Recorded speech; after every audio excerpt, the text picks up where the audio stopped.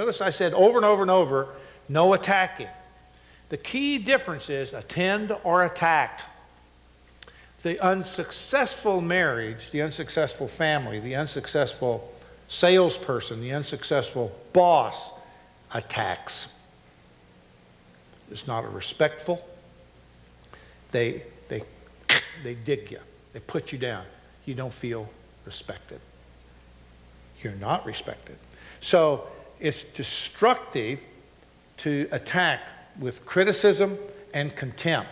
This goes exactly with what Jesus taught about, you've heard it said of old, you shall not kill, but I tell you, if you're angry, or if you call a person a raka or fool, it's exactly what Gottman found in his research. Interesting, isn't it? I'll put that up for you. Now, what I've done is I've taken Gottman's research, where it gets pretty clinical and a little bit difficult. I put it into a 7-level, what I call cycle of conflict intensity. So you start at everything from what would be called contentment.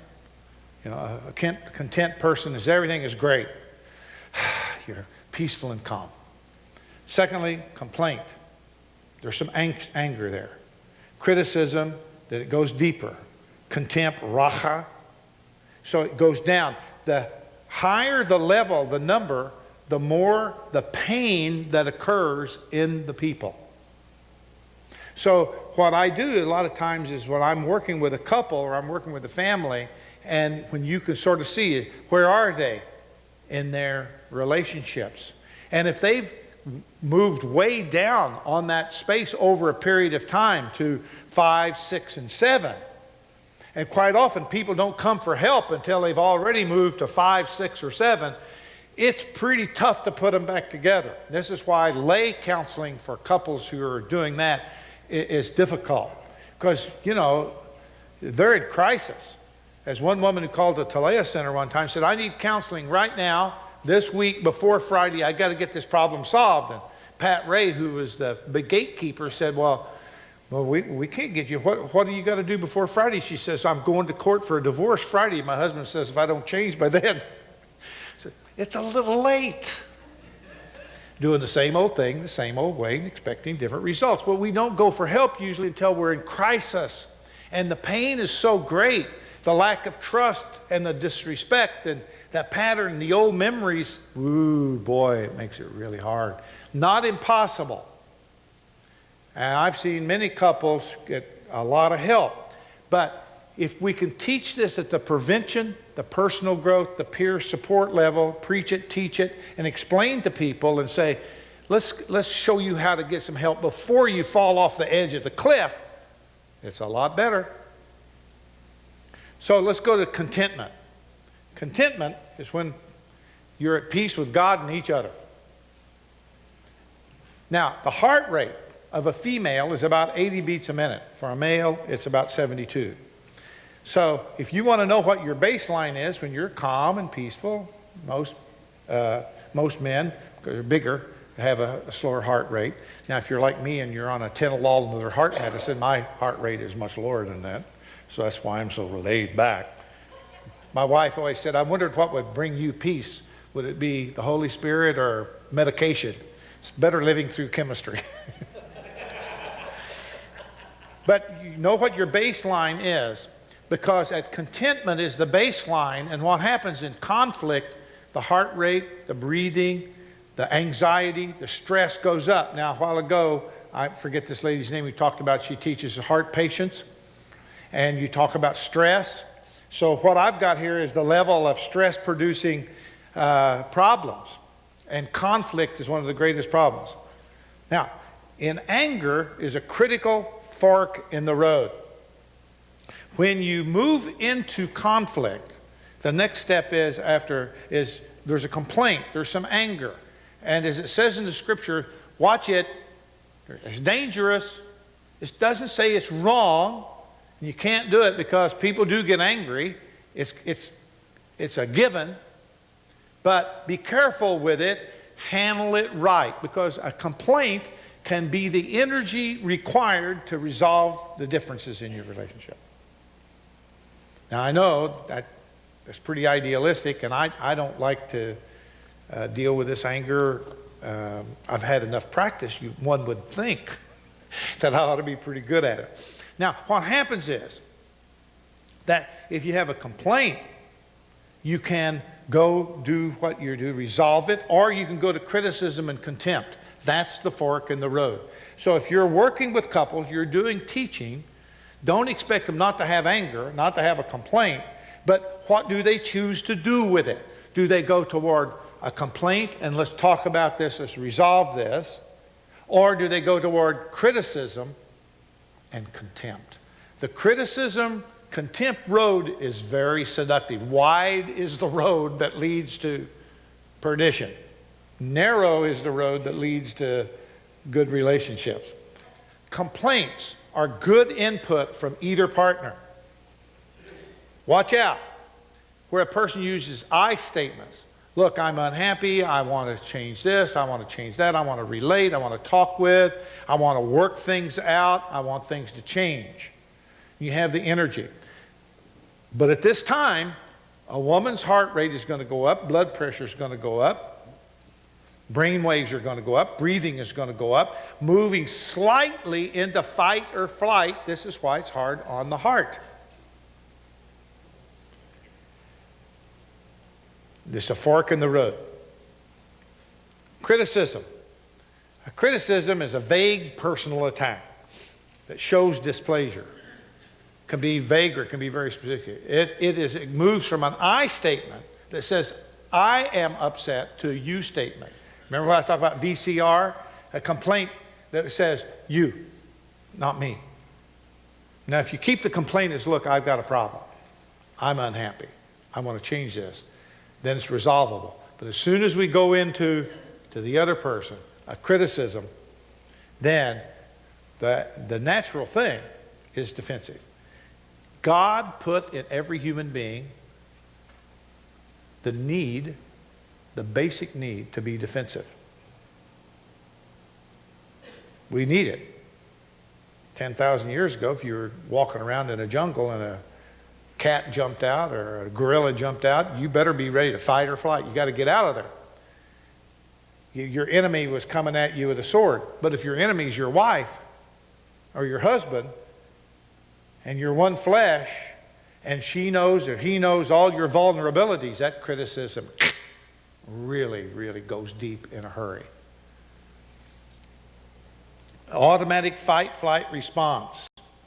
The emotions and body spontaneously change. Now, that's in Matthew 5, that's oracha. That's saying stupid. You're wrong. It's accusatory. It's disrespectful. Contempt. Now, this is where things really fall apart. This is calling a person a fool. This is a character attack. It's a direct assault. It's really bad. It's standing above the person and looking down at them. I'm superior to you. You know, you're just like your dad. You're never going to amount to anything. I hear people say that all the time to their kids and to other people. That's also the difference between guilt and shame. Guilt has to do more with the complaint, and shame has to do with contempt. And a lot of families, a lot of people grow up in shame-based families, putting them down, very contemptuous. And then they come to church, they're going to expect the same thing. Doesn't work very well. How you like this one? How do I know you're not listening? When you get that stupid, attentive, idiotic look on your face. Wow. How destructive is that? Now, when you go from content to complaint, criticism, contempt, you're down to defensive interactions. Now, what happens after that is it sets up a landslide. You know how the landslide out, you'll see it every winter when the snow falls and then it all comes down. And once you break into that barrier of criticism and contempt, it snowballs. It grows bigger and bigger and bigger. And by the time a person comes in to see you or see me, see a counselor, the person is emotionally flooded. No longer, your spouse doesn't have to say anything contemptuous or critical anymore, because you're doing it in your head. So you walk away, and at the end of the day, in the morning, all day long, your wife's voice is in your head criticizing you or being contemptuous, or your husband's voice is in your head. They don't have to say anymore. And so you're just filled up. And once a person is emotionally flooded, it's extremely, extremely difficult to stop. Now, what happens after a while is it gets so bad that people, they can't change. And next week I'm going to teach you about the 4 horsemen and how to break this. And a lot of times people come to me and they're down at 6 or 7. They're talking about divorce. You've got high stress, you've got blood pressure, you've got heart pain, you've got anxiety attacks. And they got to get out of that relationship. They're just so painful. This is why in America divorce is easy, separation is almost impossible. And you'll find there's all kinds of stories in the paper about someone, they're divorced, and the man comes in, kills the wife and kids or something. You cannot separate it. They're still stuck together. He's still thinking all the time about that problem and blaming her. And you see this, you say, man alive, we've got to teach people better how to deal with this kind of thing before you get that far. One other thing about heartbeats of love. The male resting rate, 72, female 80. What happens is if you're working with a couple or working with a family that's emotionally flooded, they can go from like 70 to 110 in one heartbeat if they're already emotionally flooded. And so to expect people to communicate, problem solve, active listen at that point in time, don't try it. It won't work. Because they're completely out of control. So a lot of times by the time people come and see me, they're there and they've been warring and fighting each other, and then in their head, all they can see is that spouse who's criticizing and being contemptuous, and they're seething, and it's going over and over and over. And they don't know how to stop it.